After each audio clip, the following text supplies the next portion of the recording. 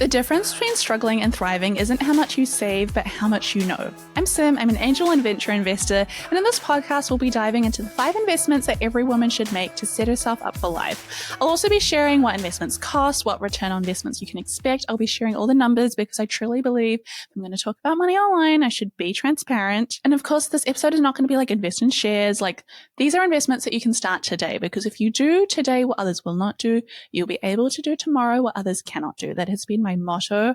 And so I'm so excited to dive in. Now, the 5 investments are going to be broken into 5 chapters. Your biggest asset, your mum said to marry boring, owning the world, real estate isn't evil, grow up, and bring a ladder. The first investment, your biggest asset, is your professional development. If you think of yourself as a business, you cannot budget your way to wealth. You cannot save your way to wealth, but a business can grow its income. A business trying to save money, like, yes, it stops the business from, completely spending everything it has, but the main way for a business to make money is to sell something. It's to have a product. It's to have something that people are willing to buy. And in our case, it is our brain, it is our intelligence, it is our ability to solve problems and be a real asset to people, because they're like, damn, like, Sim is the only one that can do this, and therefore that is why we're going to pay her the big bucks.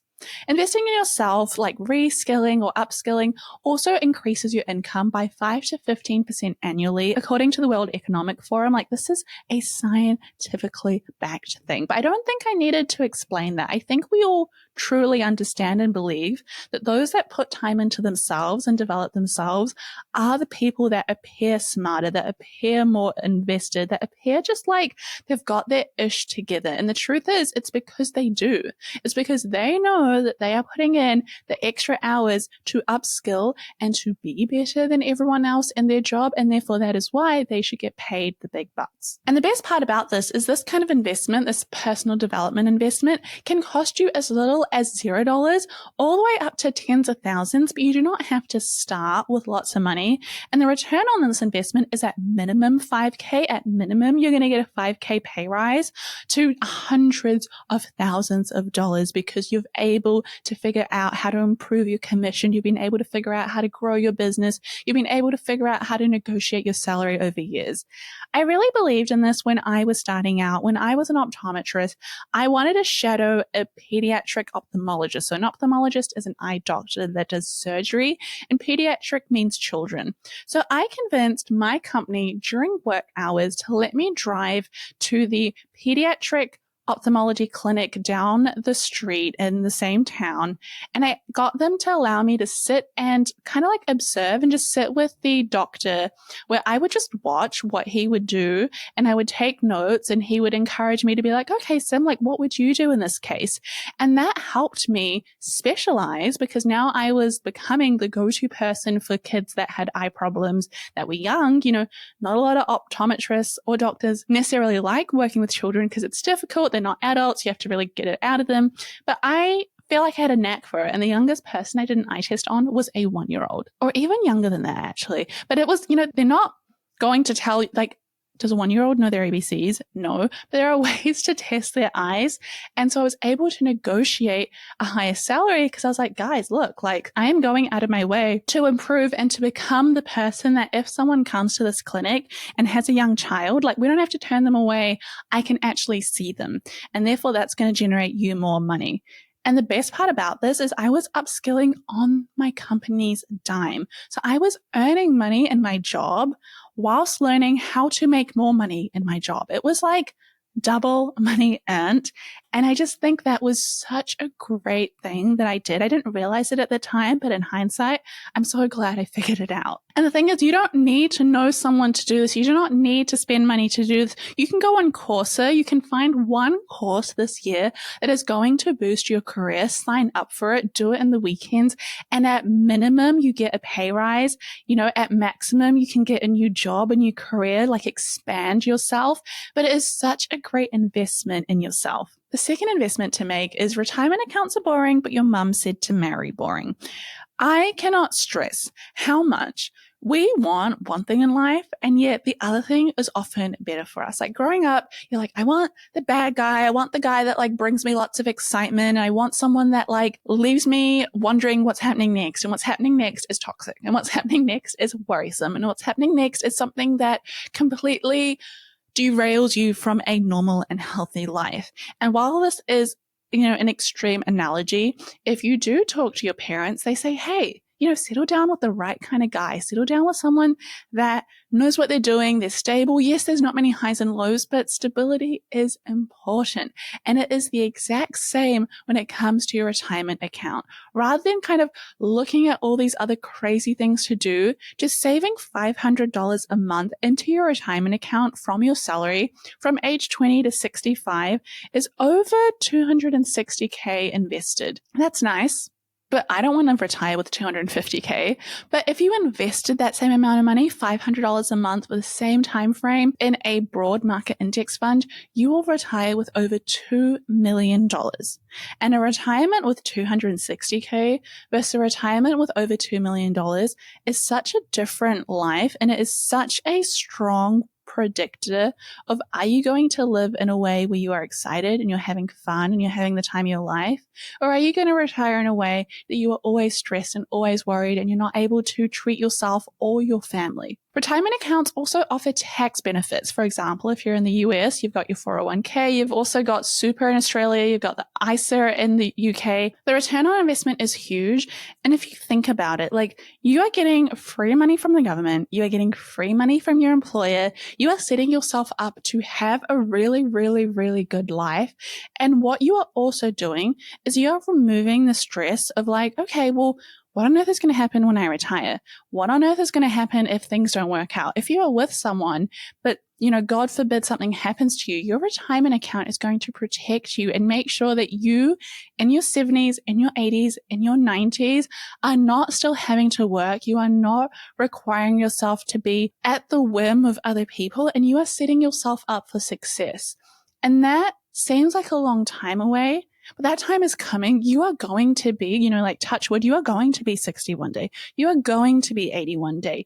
You might as well be there and be happy and be comfortable based on what you did now to set yourself up for success. And so the actionable step today is to go in, make sure that you have a retirement account, see who you're with. Most people don't even know who they're with, and make sure that you've invested in a growth fund if you are young. There is no need for you to be in a cash fund or a balance fund as a young person. The third investment that we are going to make as a woman is owning the world, being a part-time investor. The share market has brought around 7 to 9% annually over the past century.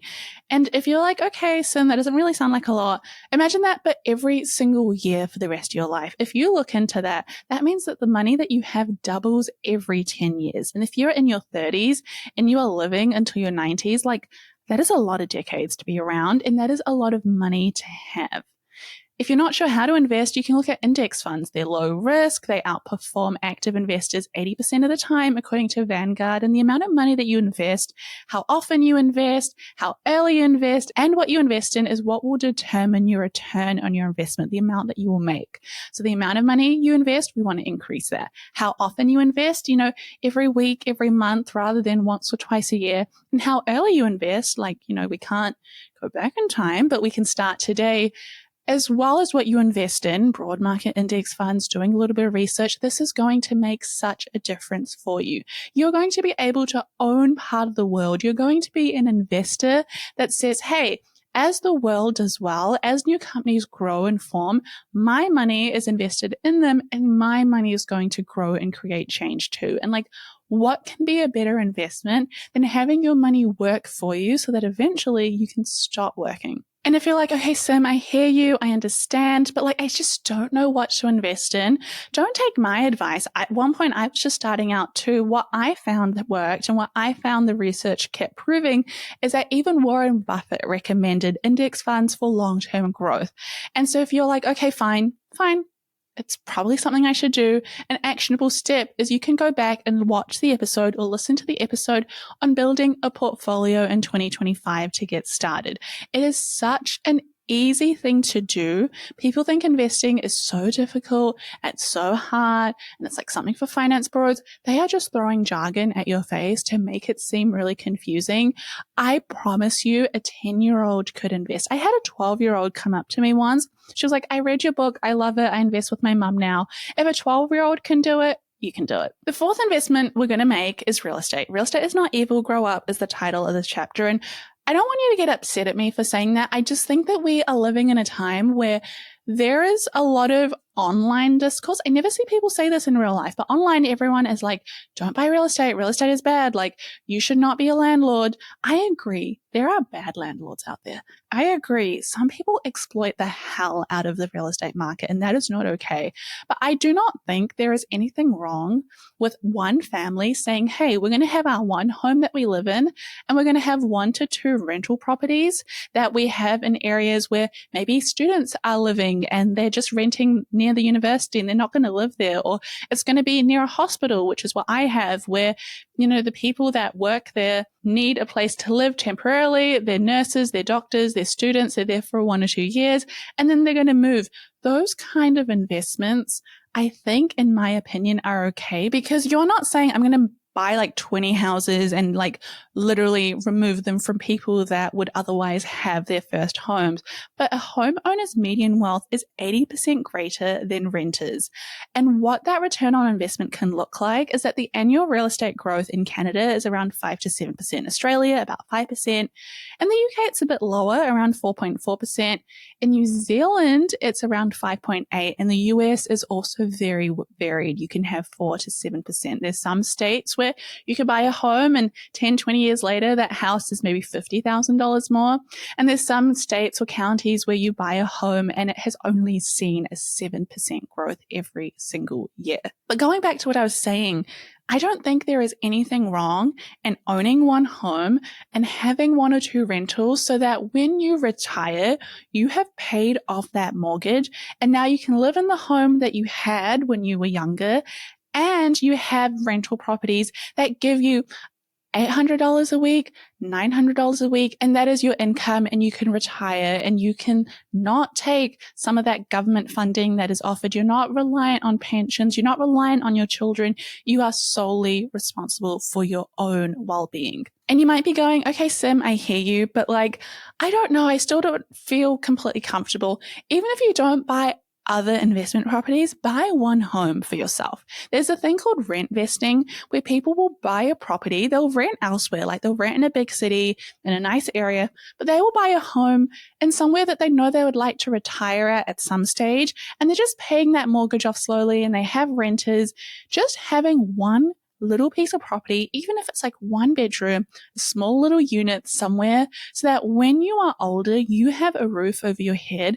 As a woman, you need to make sure that you will never end up in a situation where you cannot fund your own housing. It does not have to be good housing. We're not talking mansions. We are talking something that takes care of yourself. I remember when I bought my first ever home, it was not in a great area. I still own it. It's a 2-bedroom unit, but it was really important to me because I knew that if anything ever happened to me, I've got this tiny little house. I can always drive back. I can always live there, and I will always have a roof over my head. And if you're not ready to buy a property, you can always invest in shares. That's what I did. And then once your shares grow, you can use that as a deposit for your home. You can also invest in funds that invest in real estate called REITs or REITs. They're real estate investment trusts, and they're a great way to get started, but they don't give you the roof over your head. They just give you the returns that the real estate market would provide. Number 5 is as you climb, bring a ladder.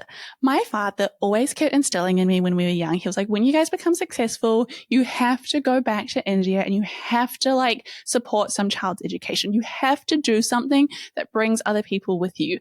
And I remember growing up and thinking like, that's really bold of you to assume I'm going to be successful. But either way, I'm so glad he said that. Success is something that should be collective. And I think growing up, being Indian and coming from a culture that's very community focused, I really believed that my success is not my own. If I do well, it is because the people around me, the village around me has helped.